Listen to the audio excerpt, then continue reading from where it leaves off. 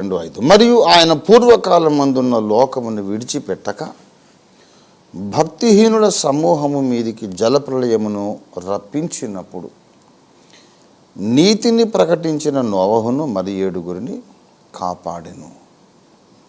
6 కూడా చదివేస్తాను. మరియు ఆయన సొదొమ గొమొర్రాలను పట్టణములను భస్మము చేసి ముందుకు భక్తిహీనులకు వారికి వాటిని దృష్టాంతములుగా ఉంచుటకై వాటికి నాశనము విధించి దుర్మార్గుల కామ వికారయుక్తమైన నడవడి చేత బహు బాధపడిన నీతిమంతుడగు లోతును తప్పించెను. చిన్న మాట ప్రార్థన చేసుకుందాం. ప్రేమ కలిగిన మా మహాపరిశుద్ధ తండ్రి, జీవాధిపతివైన మా యేసయ్య, నీ బంగారు పాదములకు స్తోత్రాలు. నువ్వెంత గొప్ప దేవుడవో మా తండ్రి. ఇప్పటికీ నీ కొరకు మేము ఉద్యోగాలు, వ్యాపారాలు అన్నీ వదిలేసి కొన్ని దశాబ్దాలు నీ సేవ చేసి కొన్ని దశాబ్దాలు నిన్ను గూర్చి చాటించి ఎన్నో విషయాలు, వందల వేల విషయాలు నిన్ను గూర్చి గొప్ప గొప్ప సంగతులు మేము మా ఆత్మీయ కన్నులతో చూచి లోకానికి చాటించి ఇంత చరిత్ర మాకు ఉన్నప్పటికీ కూడా నీ కాలి చిటికన వేలు గోరు కూడా మాకు అర్థం కాలేదు నాయన. నువ్వు మహాదేవుడవు, మహాకాశములే నిన్ను పట్టజాలవు అన్నప్పుడు మా చిన్న మట్టి బుర్ర నిన్ను ఎలా పట్టుకుంటుంది నాయన. నీకు వందనాలు. ఎప్పటికీ మాకు అర్థం కానంత గొప్ప దేవుడవు. మా బ్రతుకులో మాకు వచ్చే కష్టాలు, బాధలు, వాటి నేపథ్యంలో అవి తెచ్చిపెట్టే ఒత్తిడిలో, ఆ గాయాలు చేసే బాధలు అప్పుడప్పుడు మిమ్మను కొంత దూషించినట్టు కూడా మేము ప్రార్థనల్లో కొన్ని మాటలు పలుకుతున్నాం. మమ్మల్ని క్షమించండి. మీకు తెలుసు కదా, నిన్ను మేము అర్థం చేసుకోలేము, కానీ మమ్మల్ని నువ్వు బాగా అర్థం చేసుకోగలుగుతావు కదా తండ్రి. నువ్వు మమ్మల్ని బాగా అర్థం చేసుకునే దేవుడు కనుకనే మా తప్పులన్నీ క్షమిస్తూ ఈరోజు దాకా మమ్మల్ని భూమి మీద బ్రతికి సజీవులుగా ఉండున్నట్లు కృపనిచ్చి నడిపించావు. నీకు స్తోత్రం ప్రభువా. ఈ సమయాన్ని మీరు మా జీవితాల్లో అత్యంత ఆశీర్వాదకరంగా మలచండి. దయచేసి దిగిరండి నాయన, నాతో మాట్లాడండి, అందరితోనూ మాట్లాడండి, నాకు కనబడండి, అందరికీ కనబడండి. మీరు మాట్లాడకపోతే, మీరు ప్రత్యక్షం కాకపోతే ఎవరి బ్రతుకులు కూడా సార్థకము కావు, ధన్యము కావు తండ్రి. మీరు అవసరం మాకు. ఈ క్షణంలో అన్నము, నీళ్లు, బట్టలు, నివాస స్థలము కంటే మీరు ఎక్కువ అవసరం.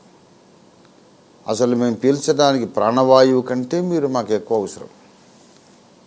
కనుక కేవలం మేము యోగ్యులమని అడగటం లేదు, నీవు దయగలవాడవని అయోగ్యులనే కనికరించుట్లో సంతోషించే గొప్ప మనస్సు నీకున్నదని ధైర్యం తెచ్చుకొని అడుగుతున్నాం. దిగిరండి, మా అందరితో మాట్లాడండి.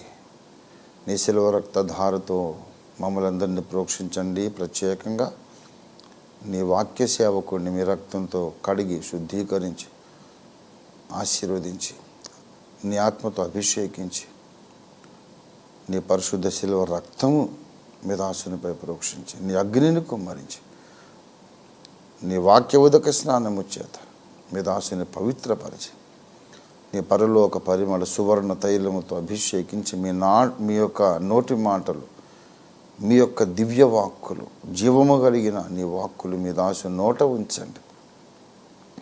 మీ చేతి నీళ్ళు కప్పి ఉంచండి. అందరితో మాట్లాడండి. యేసు నామములో స్తుతించి ప్రార్థిస్తున్నాం తండ్రి, ఆమేన్.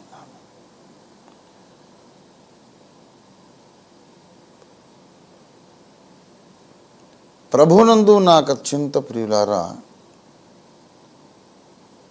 ప్రచండమైన ఒక ప్రత్యక్షత ఈ ప్రసంగానికి తొలి వాక్కుగా నేను పలకబోతున్నాను.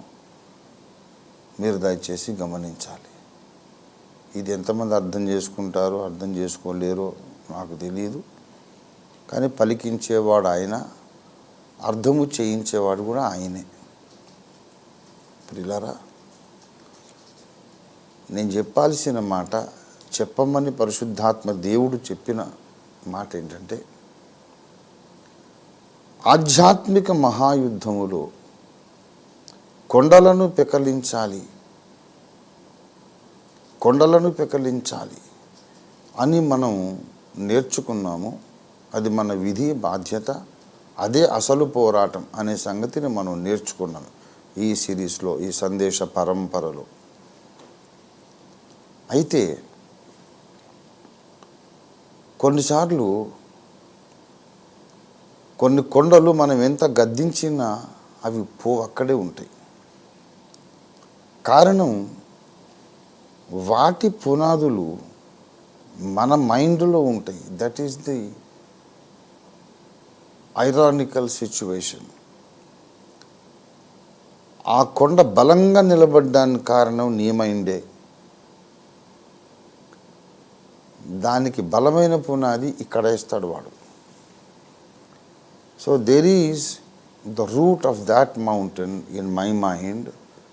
So when I rebuke and command that mountain to be uprooted and be thrown into the ocean, into the sea, it doesn't go, because if it has to go, it has to take me along with it.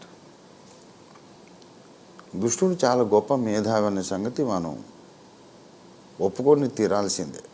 వాడు మంచోడు కాదు, బద్మాష్, ఏక్ number బద్మాష్, నీచ్ కమీనే, కూర్తేవాడు, అంతకన్నా కూడా నీచుడు. అది ఎంత నిజమో వాడు గొప్ప మేధావి అనేది కూడా అంత నిజం. అందుకే వాడికి నేను ఒక పేరు దుష్ట మేధావి, ఈవిల్ జీనియస్ వాడు. ఎప్పటికైనా మనం సంఘయుగ అంతంలో ఇలా తెలివికి వచ్చేసి, ఈ గ్రహింపుకు వచ్చి కొండల మీద దాడి మొదలు పెడతామని వాడు ముందే ఊహించి ఉండడా చెప్పండి? ఊహించకుండానే ఉంటాడా? ఆడంత అమాయకుడా? ఎవరినైతే మనం కొడుతున్నామో వాడు ఖతర్నాక్ మేధావి. వాడికంటే మేధావి విశ్వంలో ఒక్కడే ఉన్నాడు, ఆయన దేవుడు. అంతే, దేవుని కంటే కొంచెం తక్కువ వాడు. ఈ 6000 ఏళ్ళ మానవ చరిత్రలోనూ 2000 ఏళ్ల క్రైస్తవ సంఘ చరిత్రలో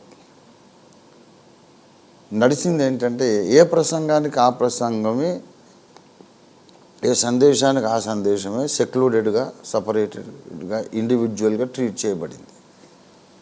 ఈ కడవరి తరంలో, ఈ కడవరి జనరేషన్లో ఒక కొత్త ట్రెండ్ వచ్చింది. అసలు ఎక్కడికక్కడే ప్రసంగం చేసుకొని దేనికదే వేరువేరుగా వదిలేసి గాలికి వదిలేయడం ఏంటి? వీటికన్నిటికీ ఒక సారాంశం ఉంటుంది కదా. ఏ ప్రసంగానికి ఆ ప్రసంగమే అలా చెప్పుకొని కన్ఫ్యూషన్లో వదిలేయడం ఏంటి? అది కన్ఫ్యూషన్కే, తికమక్కకే దారి తీస్తుంది. ఫర్ ఎగ్జాంపుల్, నువ్వు పరిశుద్ధంగా ఉండాలి, లేకపోతే లాభం లేదు, దేవుడు శిక్షిస్తాడు అనే ప్రసంగం వస్తుంది. పడిపోయిన వాళ్ళని ఆదరించడానికి పర్లేదు, దేవుడు క్షమిస్తాడు, కృపగలవాడు, పాపాలు ఒప్పుకుంటే క్షమిస్తాడు అనే ప్రసంగం. అంటే ఇప్పుడు పాపం చేయి పర్లేదన్నట్ట, లేకుంటే చేస్తే దేవుడు తాట తీస్తాడన్నట్ట. ఇది అది ఒకదానికోటి వ్యతిరేకం. అలాగా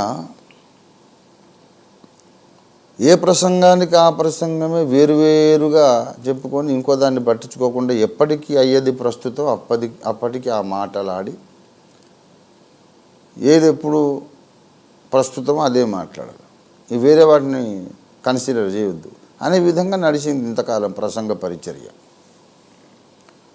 అసలు వాటన్నింటినీ కలిసి పిండి రసం తీసి దాని సారాంశం ఏంటో అది నమ్మండి అనే ట్రెండ్ ఇప్పుడు ఆఖరి తరంలో స్టార్ట్ అయింది.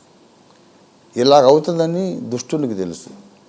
ఎప్పుడైతే అన్ని ప్రసంగాల సారాంశం, టోజర్ గారు, స్పర్జన్ గారు, అంత వాళ్ళకంటే ముందున్న గ్రేట్ చర్చ్ ఫాదర్స్, అపోస్తలులు, మొదటి శతాబ్దపు అపోస్తలులు, ఆధునిక ఉజ్జీవాలు, దేవుడు వాడుకున్నటువంటి, దేవుని చేత వాడబడిన, నిలబెట్టబడిన నాయకులు, great leaders used by God in the modern revivals,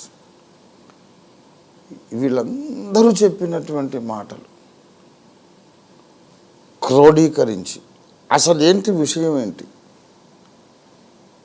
పరిశుద్ధంగా ఉండాలి, అది మళ్ళీ స్వనీతి అయి ఉండకూడదు, దైవనీతి అయి ఉండాలి. అంటే దైవనీతి అయి ఉంటే స్వనీతి వద్దు అని అంటే మరి నేను నీతిగా బ్రతకాలనే ప్రయత్నమే మానేయాలా? నా స్వనీతి వేస్ట్ కనుక నీతిగా బ్రతకాలనే ప్రయత్నమే మానేయాలా?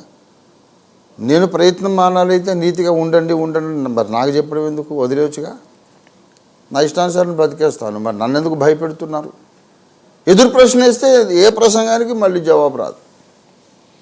ప్రసంగాలన్నీ మనం ఎదిరించి కన్ఫ్రంట్ చేసి, అయ్యగారు మీరు ఇప్పుడు ఇలా మాట్లాడారు, నాకు ఈ ప్రశ్న వచ్చింది, సమాధానం చెప్పండి అని అంటే ఏ ప్రసంగికుడు కూడా చెప్పలేడు. ఎదురు ప్రశ్న అడగొద్దు నాయన, చెప్పింది వినాలి, చరిత్ర అడగొద్దు, పెద్దల్ని ఎదిరిస్తే కళ్ళు పోతాయి బాబు అంటాడు తప్ప సరైన సమాధానం చెప్పడు. అయితే అన్ని బోధలు, అన్ని సిద్ధాంతాలు కాచి వడపోసి ఒక బోధ బయటికి తీయాలి. వాక్య సారాంశమే సత్యం. అంత పెద్ద పరిశ్రమ మనం చేస్తే, అంత కష్టపడితే బయటకు వచ్చే వాక్య సారాంశము ఉపదేశ సారము. ఈ ఉపదేశ సారము ఏంటంటే కొండలు పెకలించడమే. ఇక్కడికి మనం వస్తామని ఆ దుష్ట మేధావికి తెలియదా చెప్పండి? వాడిని అమాయకుడి కింద మీరు జత కట్టొద్దు. ఒక విషయం నేను చెప్తున్నా, మీకు బాగా గమనించి వినండి, గుర్తుపెట్టుకోండి. సైతానును వికార స్వరూపుడిగా, ఇంత పెద్ద చెవులు, వికారాకారము, గబ్బిలం లాంటి రెక్కలు, నల్లగా వికారంగా చూడగానే దడుచుకునేటట్టు సైతానును అలా చిత్రీకరించడం కూడా సాతాను కుట్రలో భాగము. సైతానును వికార స్వరూపుడుగా చిత్రీకరించడము కూడా సైతాను కుట్రలో భాగము. అది కూడా వాడే నేర్పించాడు మనుషులకు. ఎందుకు తెలుసా? ఇది సైతాన్ ఇలాగ ఉంటాడు, ఇంత భీకరంగా వికృతంగా ఉంటాడు అని వాడు ఒక పిక్చర్ పెయింట్ చేశాడు కదా. మనం దాని మీద పెట్టుకొని దృష్టి దాని మీద పెట్టుకొని దాన్ని ద్వేషిస్తూ దాన్ని గద్దిస్తూ ఉంటాం, మనం దాంతో పోరాడుతూ ఉంటాం. కానీ actual image of Satan is vastly different. నిజంగా సైతాన్ని మీరు ఎప్పుడైనా చూస్తే వాడు చాలా అందంగా ఉంటాడు. ఎంత అందగాడంటే ఈ భూమి మీద మీరు చూసిన సినిమా స్టార్లు, మీరు మీ ఊళ్ళో కానీ విదేశాల్లో ఎక్కడైనా సరే మీరు చూసిన అందగాళ్ళు ఎవ్వరూ వాడి ముందు సరిపోరు. అటువంటి పరిపూర్ణ సౌందర్యం వాడిది. సైతాన్ అంటే ఇంత అసహ్యంగా ఉంటాడు అని మీ మైండ్లో నిండిపోయింది కదా ఒక భావన. ఒక మహా అందగాడు మీ ముందుకు వచ్చేసరికి వాడిని సైతానని అనుకోవడం మీకు అసాధ్యమైపోతుంది. వాడిని చూసి జాగ్రత్త పడడం మీకు అసాధ్యమైపోతుంది. వీడితో జాగ్రత్తగా మాట్లాడాలి, వీడు నాకు సంబంధించినోడు కాదు, వీడు నాకు వ్యతిరేకి, నాకు ప్రమాదకారి అని అనుకోవడానికి మీకు చేత కాదు. ఇంత అందంగా ఉన్నవాడు నాకు ప్రమాదకారి ఎలాగవుతాడు అని మైండ్ వచ్చేస్తుంది. నిషిద్ధ వృక్షమును చూసినప్పుడు హవ్వమ్మకు అదే థాట్ వచ్చింది. దయచేసి ఆదికాండము 3వ అధ్యాయము చూడండి, 6వ వచనం. ఆ స్త్రీ చూచిందిట. ఏం చూచింది? ఆ వృక్షము ఆహారమునకు మంచిదియు, కన్నులకు అందమైనదియు, వివేకమిచ్చు రమ్యమైనది అయి ఉండుట చూసినప్పుడు ఆమె దాన్ని ఫలములలో కొన్ని తీసుకొని తాను తిన్నది, తన భర్తకి ఇచ్చింది. ఆ చెట్టు అందంగా ఉంది అనుకున్నదట హవ్వ. అక్కడ ఆమె పప్పులో కాలేసిన కారణం ఏంటంటే ఒక రాంగ్ నోషన్ ఆమె లోపల సైతాన్ ప్రవేశపెట్టాడు. ఇంత అందంగా ఉన్నది ప్రమాదకారి ఎలాగవుతుంది? ఇది ఆమెకు వచ్చినటువంటి మొట్టమొదటి